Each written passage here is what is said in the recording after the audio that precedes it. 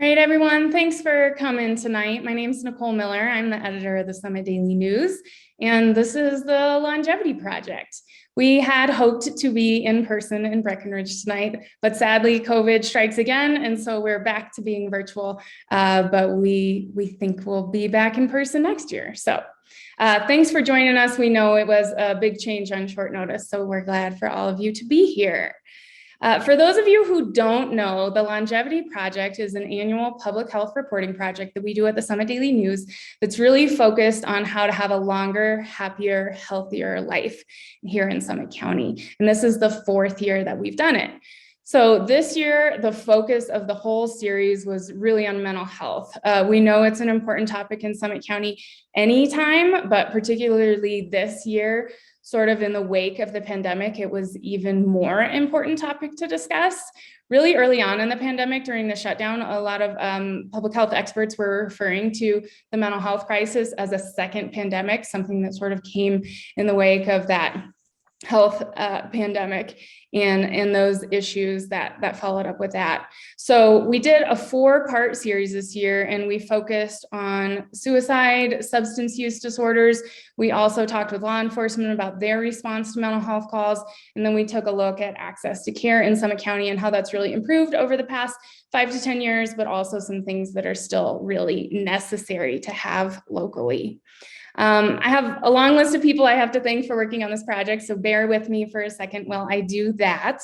But in particular, I wanted to thank Jenna DeJong and Sawyer Diargon. They're the 2 reporters on the Summit Daily News team who tackled this project, and it's a pretty significant undertaking. And then I also want to thank Taylor Sienkiewicz. She's our digital editor, and so she was really in charge of the digital display of the series, and then she also designed some informational graphics for us. So thanks to the Summit Daily News for their work on this project. And then I also want to thank all of the sources that we talked to for our stories. So in addition to talking to law enforcement officials, healthcare experts, government officials, we talked to several people in our community who shared some really personal mental health experiences, either of their own or of their families. And I think that's really hard to do, to kind of put yourself out there in the community and talk about something that's really difficult. So I want to thank Heather Gard. She's actually one of our panelists tonight, so you'll hear more from her, but also Jordan Kane, Steve Howes, Tucker Limburner, Travis Bickford, and Anna Vane, who shared those personal stories with us. If you haven't read the Longevity Project yet, you can do that at summitdaily.com/longevity, or you can pick up one of our beautiful event programs that we made. They're sitting in the lobby of the Summit Daily News. So if you don't have one already, you can swing by and grab one, and it has the whole series published in there as well as information about our panelists tonight, and then all of our sponsors. So I do want to thank our sponsors also. They really help make this project financially possible for us. So our title sponsor is St. Anthony Summit Hospital. They've been our main sponsor on this project for 3 years running now, so we really appreciate having their support. And in addition to that, our other sponsors are Alpine Bank, BGV Gives, Brett Create, Building Hope Summit County, Eagle Valley Behavioral Health, the Family and Intercultural Resource Center, Mind Springs Health, Rotary Club of Summit County, Staying in Summit, Summit Community Care Clinic, Summit County Community and Senior Center, Summit County Government, Summit County Sheriff's Office, the Summit Foundation, and Summit Seniors. So thanks to everybody. That's a long list of people and organizations in our community who really support this project each year. And then I want to thank everybody who's here and came to another Zoom event when we thought we were done with Zoom events. So I really appreciate everyone's participation. So we are going to dive right into the panel. So I'll just briefly introduce our panelists and then we'll get started. So tonight we have Summit County Sheriff Jaime FitzSimons, Building Hope Director Jen McAtamney, Summit County Parent Heather Gard, Centura Health Behavioral Health Director Doug Muir. So Heather, I was going to get started with you. You've obviously had a really difficult about a year and a half. For the attendees who don't know your story, Heather lost her teenage son to suicide shortly after the start of the pandemic, when we were experiencing the business shutdown and the stay-at-home orders here in Summit County and across Colorado. So Heather, I'm hoping that you can share with us a little bit about what happened, but you've also said that you really feel like your son's suicide was at least partly related to the shutdown. So if you can just talk a little bit about how that really impacted your son and his mental health and your family.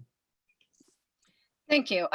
Yeah, my son died 5 weeks in, and throughout that was when we were all still on stay-at-home orders. He really didn't handle the pandemic and the lockdown and the shutaway very well.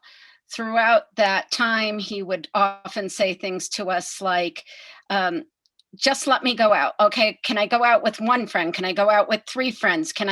You don't understand how bad this is for me not getting to see my friends. Enough so that, one of the crazy stories is that he went out for a walk during the pandemic and came home with a job bagging groceries at City Market. He just had to get out, had to be doing, often said things like, if I get this, it's not going to be a big deal. And we kept saying things like, yeah, but if you get it and give it to your grandparents, that's a big deal. And really caused him to do some other things like sneaking out because he wasn't given the permission to go out and meet with friends. He took it under his own power to meet those social needs, which we have found teenagers absolutely need. Another reason I think the pandemic is a good portion of it is that all of his normal coping strategies had been stripped away with the stay-at-home orders. He wasn't going out, he wasn't exercising, he wasn't meeting with the team, he wasn't playing lacrosse, he wasn't meeting with friends and coaches and other people. We know it's not all of it, as we've later found out that there was a lot more going on behind the scenes, including a pact. But I truly believe, had we not put this huge pandemic and stay-at-home orders on him, he would have continued to work through his mental health issues with the support of all of those other things that he did, including athletics. We have a sticker, and everybody I've talked to is that child started playing athletics when he was itty bitty bitty and excelled at every athletic he tried that he decided he wanted to do. We often ask, what's his favorite sport? Well, my answer was whatever sport he was playing at the time. It didn't really matter which one it was as long as he was active. And all of that got stripped away on the turn of a dime for the pandemic. No supports, no athletics, no exercise, no friends. So all of his support systems were gone too. So Heather, you did mention that later you found out that there was a suicide pact at the high school, and we were able to confirm that as well. And there was another young man who died very close to the time that Toby did, also by suicide at the high school. I think that was a really scary time for the community, but also as a parent, I think hearing the word suicide pact are probably 2 of the scariest words you could hear. What would you want other parents to know? My biggest regret is writing off most of what Toby was sending out as warning signs as being typical teen behavior. He had started vaping, he had started dabbing marijuana, he had started drinking, he had started, he was kind of agitated, he had some sleep deficiencies. And from everything we know, that's fairly typical teenage behavior. I wish now that I had asked more pointedly how he was doing. We had conversations with him, the young man that died shortly after Toby. Toby stole my car in the middle of the night to go rescue that friend from a suicide attempt several months before. And we had conversations about how devastating suicide is, but never even thought that it was something he was considering himself. Really just, let's not overlook the kids that seem to fit everywhere. It's not just those kids that we know about that are struggling. Toby was really good at hiding his struggles. He only let a couple people know, including the PACT members, making sure we have those tools available to everybody. And most importantly, knowing the most important thing you can do is directly ask. Are you thinking about suicide? My baby's last words to me is, Mom, I don't know what to do.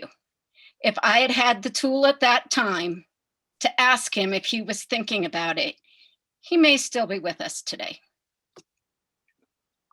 Thanks, Heather.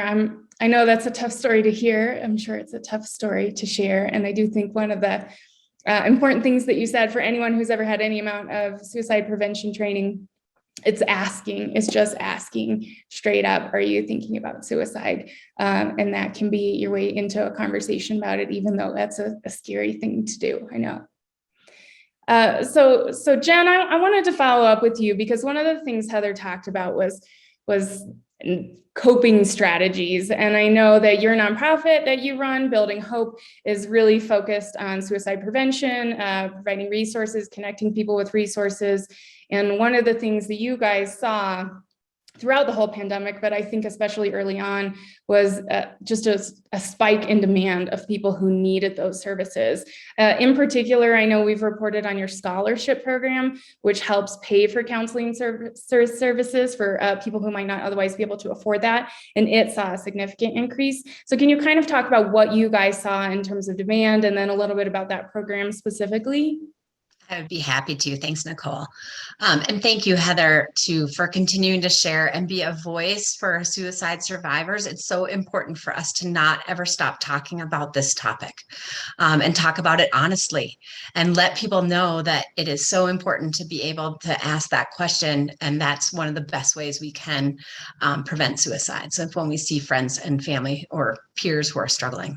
So Building Hope was founded in 2017 and really came out of tragedy.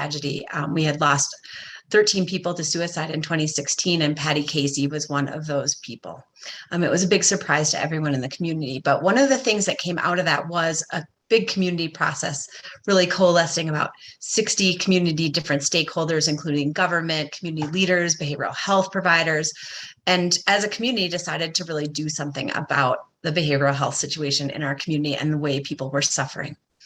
One of the things as we delved into that work that we recognized early on was that there was a very large barrier for people to be able to receive therapy.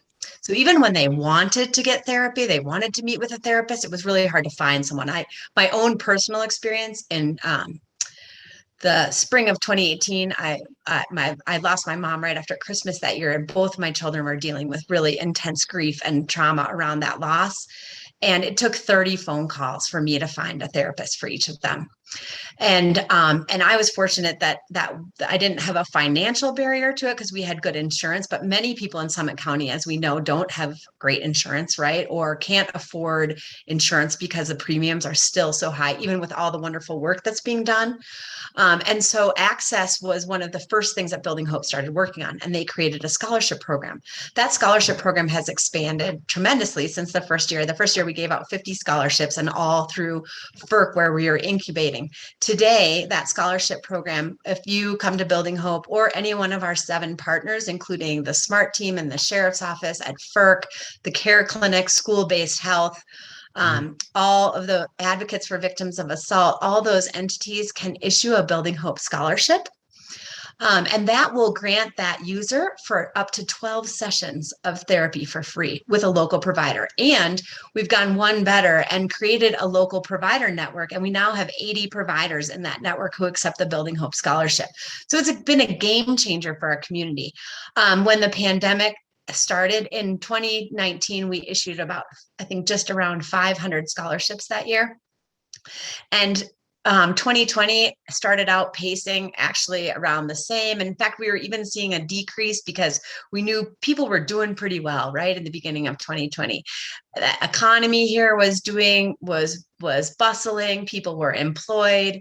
People were able to get connected to therapists, and then bam, right? COVID struck.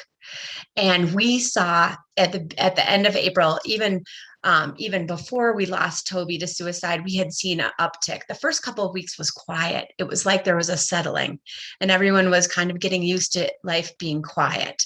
And our clients at Building Hope who had anxiety or paranoid, they were feeling really good. Actually, they had good skills for dealing with the anxiety. A lot of people are introverts. Those folks were really actually enjoying the quiet. But as things gone on, and as things wore on, and the impacts of unemployment started taking effect, and the loss and the isolation that we were feeling, we saw a huge uptick starting in April. And at that point in time, we went up 30% in terms of our scholarship usage. That 30% increase continued through the rest of 2020. And entering 2021, we have continued to pace at the same in terms of the issuing of scholarships across all those sites, but the use of those scholarships have actually risen even higher. And we are 25% up in spending this year over 2020. So when I look at that against 2019, that's 55% increase in use of scholarships in our community, which, while that can feel daunting at times, sometimes daunting from a fundraising standpoint for sure. But what that means to us is that people are recognizing that they need help. They know how to connect with it. They're connecting through Building Hope or one of their partners, and they're getting the help and support that they need. So we actually think this is pretty incredible. A partner program with that we created last summer, last May, was our Connect and Reflect cafes. And these were sessions where we paired a local therapist with cohorts of employees. So it could be the frontline workers at FERC. It could be the food and beverage staff at a local restaurant. And they would have an opportunity to virtually meet with that therapist and just talk about the anxiety. And last summer, it was the reentry anxiety after having lockdown and how different our workplaces were looking now.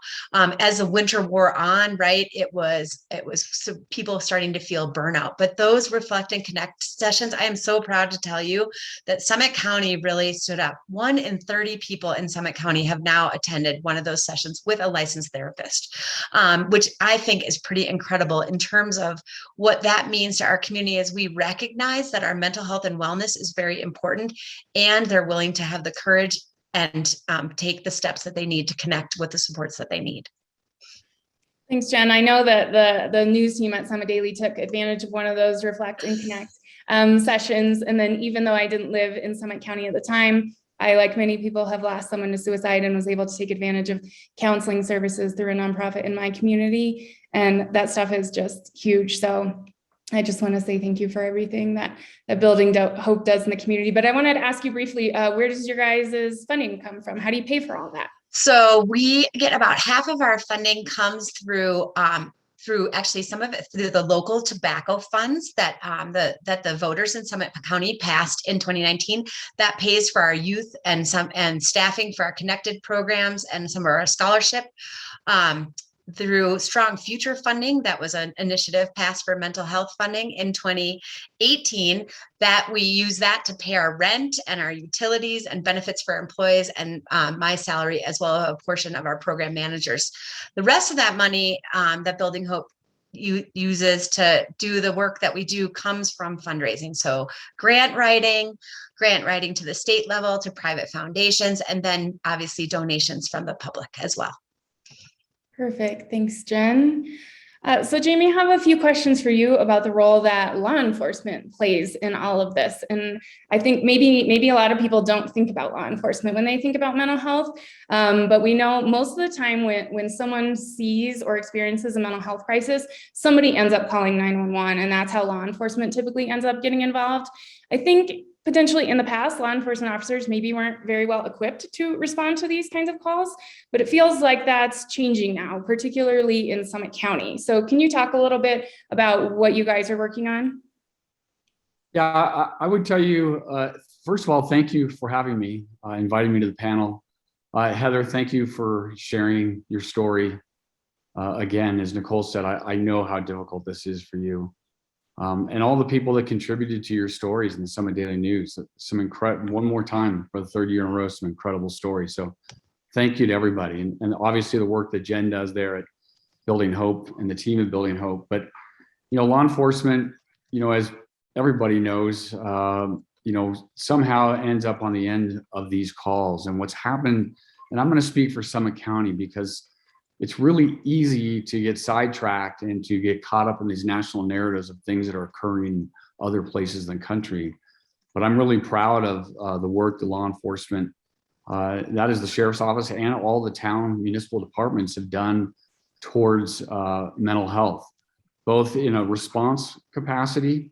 Back in 2014, we started training all law enforcement in Summit County in crisis intervention. So we recognize this, as Jen says, 2016 kind of was that peak we all climbed with the suicides. But up until then, clearly we recognized as law enforcement that the community was in crisis, and we started training our cops to better respond to mental health crisis through crisis intervention training. Fast forward to 2016 and the work that Jen was talking about with Building Hope standing up and the pillars of the community coming together and starting that. I started looking, when I became sheriff, I started looking into, obviously being on the very front end of this crisis in the community, I started looking into, better ways to serve our community in the ways of mental health, both in the community and in our jail, and how, as Building Hope was standing up, I was starting to look both, organizationally inside, and law enforcement as a bigger whole in the community, as obviously as the end user, the recipient of law enforcement response, and started looking at how we might be able to do this better. And I started researching co-responder teams, both across the country and here in Colorado. And, fast forward to end of 2019, beginning of 2020, we stood up our first co-responder team here in Summit County. Co-responder, you hear the term often now. It's a trendy word in law enforcement, co-responder, and I would tell you that it means something different to every community that has one. It is a really broad brush general term, but for Summit County, what that means is we stood up a team and built a program that pairs a law enforcement officer with a mental health clinician supported by a case manager, and they work as a team. What's different about our co-response here in Summit County is they work for the sheriff's office. They don't work for a community mental health center. They don't work for any other third entity or third party. They work for the sheriff's office, and they're in tune to the community's needs. Our response, again, co-response can mean so many things to different communities. A co-response here in our community, this deputy that's assigned to the team, as well as their counterpart of the clinician, they wear plain clothes, they drive a unmarked car, and it's intentional and it's purposeful. It's so that when they show up on the scene of a mental health call, it immediately helps reduce stigma and also starts to de-escalate whatever situation is there. Oftentimes I've seen in my career, and I've seen as I studied these programs, that lots of times just the presence of a uniform can escalate a situation. So that's been really successful in our community. And the goal of the team is to stabilize people in place. So what Jen was talking about, the crisis in our community, up until we stood up this team in Summit County, the default for public safety in Summit County became everyone just got dumped in St. Anthony's emergency room. And St. Anthony's obviously, at the time, obviously doesn't know what to do with them. And so they all get shipped off eventually to community mental health centers across the state, both in the Front Range and in the Western Slope. And so we created this system where public safety didn't know what to do. We literally broke the back of the ER and their staff with the amount of mental health that was being brought to the emergency room. And people were not being stabilized in the community. The default became that everybody got M1 and got sent off out of our community. What that does is people would be sent off on an M1 hold, and a mental health hold means that you're being placed under a 72-hour observation period by a psychiatrist or licensed professional. But what happened was people would leave the community and they would come back and they would have lost their job, lost their house, lost their car, lost their cat. lost everything meaningful, and it would immediately send them back in a crisis. They would also leave with an emergency room bill as well as a community mental health center bill that they couldn't afford. And so where the magic happens is we stand up this team, and immediately in the first year that we stood it up in 2021, or at the end of 2020, beginning of 2021, we stabilized hundreds of people in this community that did not get M1, that did not get sent off to a community mental health center, that actually stayed in the community, were stabilized, initially by the team, the co-responder team, but certainly, I would say the heavy lift in a crisis is that co-responder team, but the heavy lift on the back end of the stabilization part and maintaining stabilization in the community is the case manager that follows up with them, that keeps them getting to the services that all of our stakeholders provide. So I would tell you that this team would not have the success that it has had if it were not for our community stakeholders, both public, private, government, nonprofit. When we built this team, I like to brag that when I talk about our team in other communities, I say that we built our community from the community. We built our program from the community up as opposed from law enforcement down. So we built these community stakeholders and asked them what they wanted to see and how they were willing to contribute and be part of the team.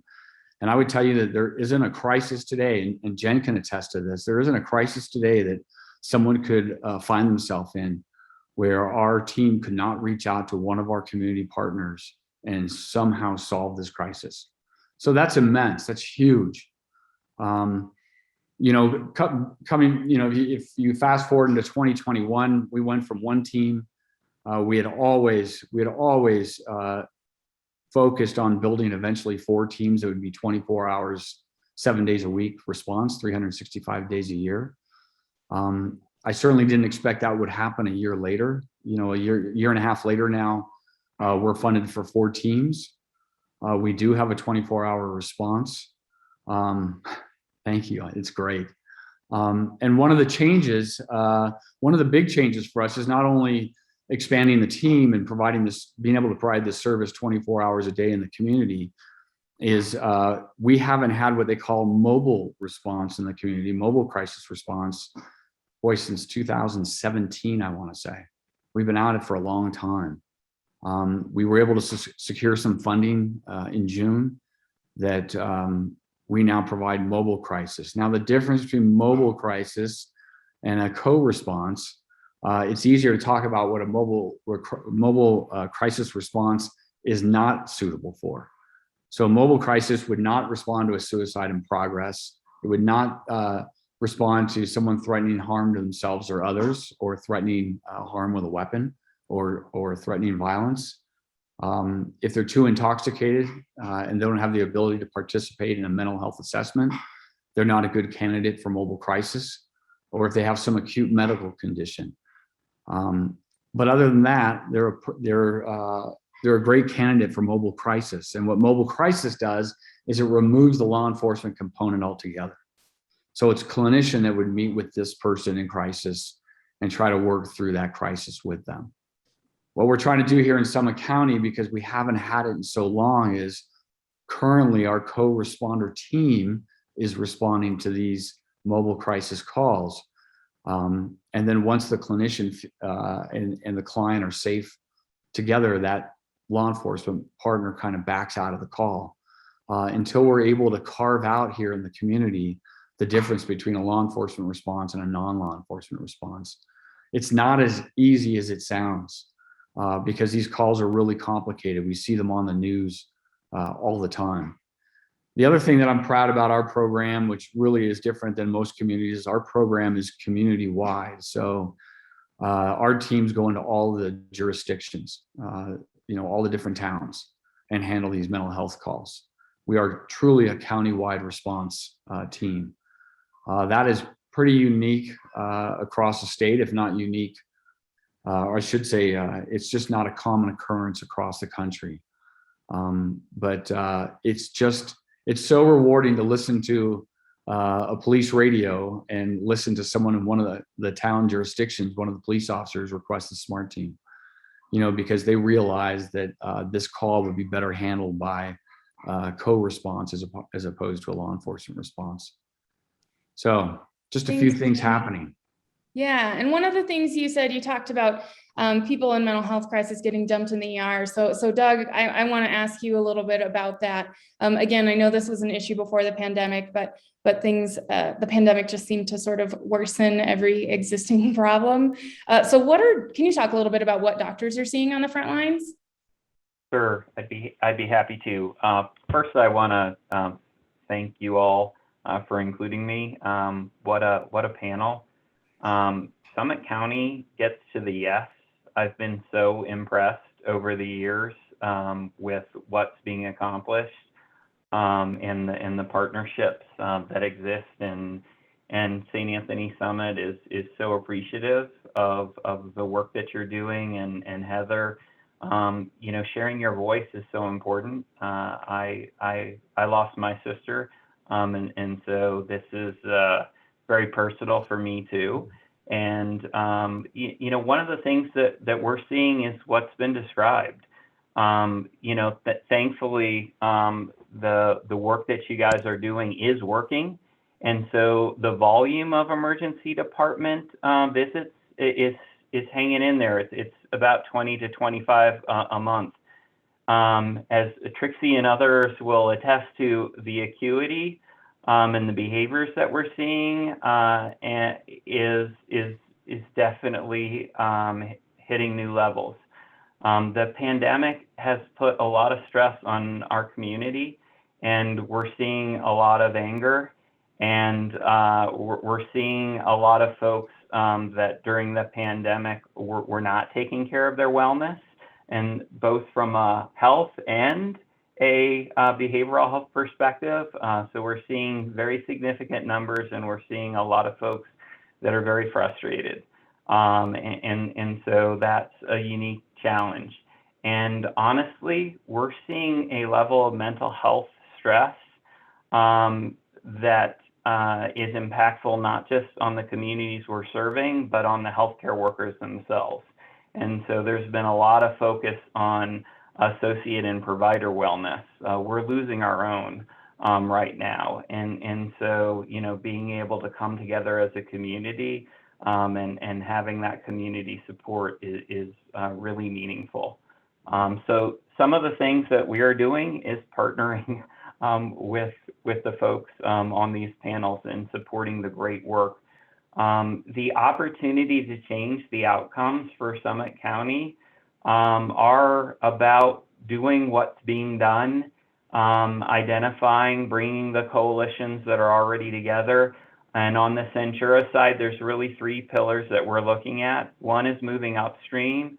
So partnering with schools, seeing how we can support as a community, things like youth resilience, having our clinics on every visit ask the questions about depression, anxiety, and doing some of the substance use assessments, and then building in those supports, making sure that we have access, doing the integrated behavioral health and having therapists on site.